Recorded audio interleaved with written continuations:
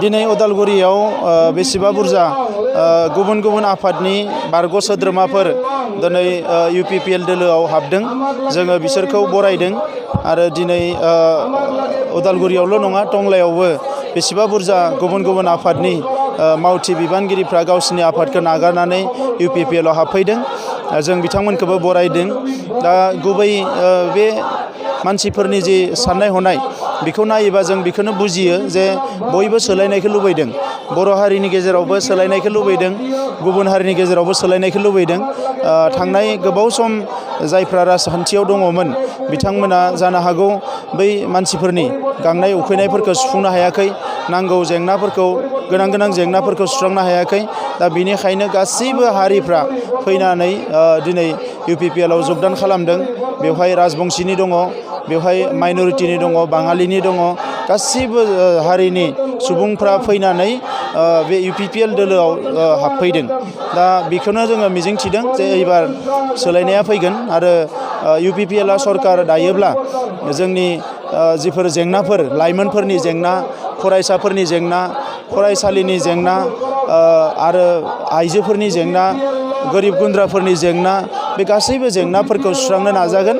आरो बेजों लोगोसे बावैसो 27 जानुवारियाव जालांनाय जि BTR गोरोबथा, बेवहाय जेफोर आयदाफोरखौ जों मोननो हादों बे आयदाफोरखौ मोगथाङाव महर मोननो थाखाय, बे गासैखौबो मोगथाङाव महर होनो थाखाय जों खामानि मावगोन। NDB फोरनि रिहेबिलिटेसननि खोथा दङ, मार्टियार फेमिलिफोरनो एक्स ग्रेसिया होनायनि खोथा दङ, बेजों लोगोसे माखासे इउनिभार्सिटि कलेज गायसननायनि खोथा दङ। बे गासैखौ खामानिखौ मावलांनो थाखाय जों बयबो जानजि खाफ्रादों आरो बिनि थाखाय नांगोन सागानगिरिफोरजों सामलायजानाय मोनसे सरकार। आरो बे सरकारखौ लाबोनो थाखायनो जों बयबो दिनै खौसेयै बे UPPL दोलोआव हाबनानै जोङो खामानि मावदों। NDB आफादा जिहेतु गैथ'ला, बिथांमोना गोरोबथा खालामनायनि उनाव बिथांमोननि आफादखौ सिफायबाय। दा NDB होननाय आफाद गैला। दा बिनिखायनो बिथांमोना गावसोरनि इयुन जिउखौ बोरैहाय दैदेनलांनो नागिरो, बहा थानानै मा खामानि मावनानै, बेखौ बिथांमोना सानदों। आरो बे हिसाबैनो सोरबा UPPL खौ मोजां मोनदों, UPPL आव हाबदों, सोरबा BPF खौ मोजां मोनदों, BPF आव हाबदों। आरो जानो हागौ गोबाङानो दिनै UPPL आवनो हाबगोन। जोङो गोबां जगाजग खालामनाय नुदों। जाय बिथांमोना BPF आव थांदोंमोन बिथांमोननि केडारफ्रा माखासेया गावसोरनि गोसोजों माखासे लुबैनाय बायदि बिथांमोना मोनाखै आरो बिनिखायनो दिनै फिन फैनानै UPPL आव बयबो हाबनो थाखाय जगाजग खालामदों। दा बिनिखायनो राजखान्थिया जेरावनो हाबा मानो जे हारिनि थाखाय खामानि मावनांगौ, समाज जौगानायनि खामानि मावनांगौ, ओनसोल जौगानायनि खामानि मावनांगौ। दिनै समाज बेरेखा हाबाफारिफोर जादों, बेफोरखौ फोसाबजोबनानै मोजां गोग्गो समाज दानायनि थाखाय बयबो खामानि मावनांगौ। जौ जुवानिफ्राय समाजा उदां जानांगौ, सोबख'नाय, थगायनाय, नासयनायनिफ्राय समाजा उदां जानांगौ आरो मोनसे मोजां हाबा हारिमु जोंनि गेजेराव लाबोनांगौ, जाहाथे बयबो खामानि मावनानै जानो हायो आरो मोजां खुंथाय लाबोनो बयबो नाजानांगौ। मोजां खुंथायासो गोरिब गुन्द्रा गासैबो थाखोनि सुबुंफोरनि मोजां खामानि मावनो हायो। ओंखायनो मोजां खुंथाय लाबोनोबा मोजां दैदेनगिरि लाबोनांगोन आरो मोजां दैदेनगिरि लाबोनोबा नैबे इलेक्सन समावनो गोनां मोजां मानसिफोरनो भट होनानै देरहाहोनांगोन, अब्लासो सोलायनाया फैगोन। नबसरनियानि बर' राजनितिया जोब्बाय।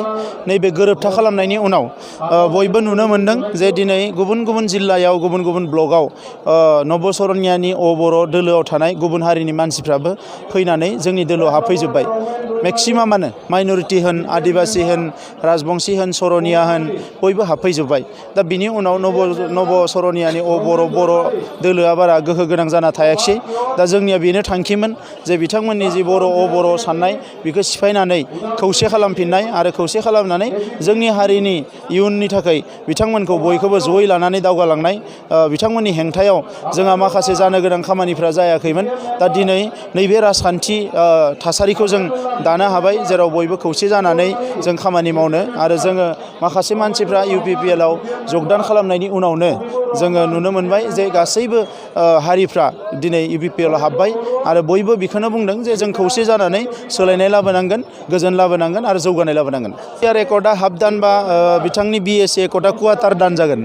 मानोना बिथाङा स्टेट एक्टनि सिङाव मोनसे एकर्ड खालामदोंमोन। सानसुमा खुंगुर बसुमतारी बिथाङा बयनिख्रुइबो बैसोगोरा सासे बिग्रायारिमोन, खेबब्रै MP जादों।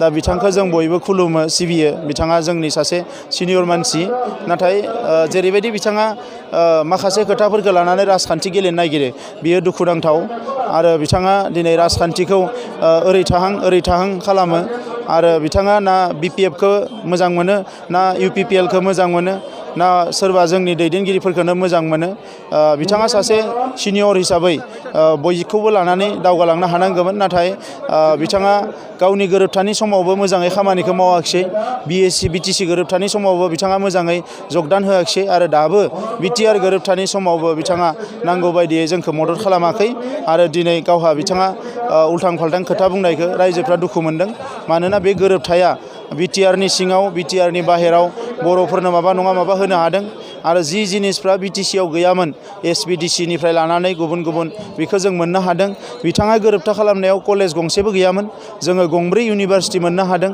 सेन्ट्रेल इउनिभारसिटि मोननो हादों दा बेफोरखौ नायजोबोबा बे बेसेबा मोजां मोनसे गोरोबथा दा बिथाङा उल्थां फाल्थां बुंनायजों जेबो लाब जानाय नङा आङो बिथांखौ खावलायदों जे बेबायदि उल्थां फाल्थां बुंस्लायस्लाय बिथाङा मोजां मोनसे नोजोर लानानै जाथिनि खामानि मावनांगौ बिथांनि एक्सपिरियेन्सखौ बाहायनांगौ आरो दिनै बिथाङा जोंनि गोदान जोलैफोरखौ जाहाथे गुबुंले लामाजों दैदेनलाङा बेखौनो आं खावलायो जाख्ल'नायनि थाखायनो दिनै जौगानाया बन्द जादों आरो जाख्ल'नाया बांद्राय नङामोनब्ला गोरिब गुन्द्रायाबो जौगानायखौ मोनगौमोन बे जाख्ल'नाया बांद्राय जानायखायनो दिनै नांगौ बायदि जौगानाया जायाखै ओंखायनो आंथ' खावलायो जे जाख्ल'नायखौ बिथांमोना बन्द खालामनांगौ दा नैबे समाव UPPL हिसाबै जोङो बेखौनो नायदों जे बिथांमोननि आखलखौ जाहाथे UPPLआ लाया आरो मोनसे आबुं जौगानाय लाबोनो गोसो गोरबोजों जोंनि UPPLनि गासैबो बिबानगिरिफ्रा सरकार फैनायनि उनावबो खामानि मावो दा अब्लासो हारिया जौगागोन दा सोरबाया जाख्ल'दो होननानै सोरबायाबो जाख्ल'नांगोन होननाय खोथा गैया आङो जाख्ल'नायखौ मोजां मोना आरो बिथांमोना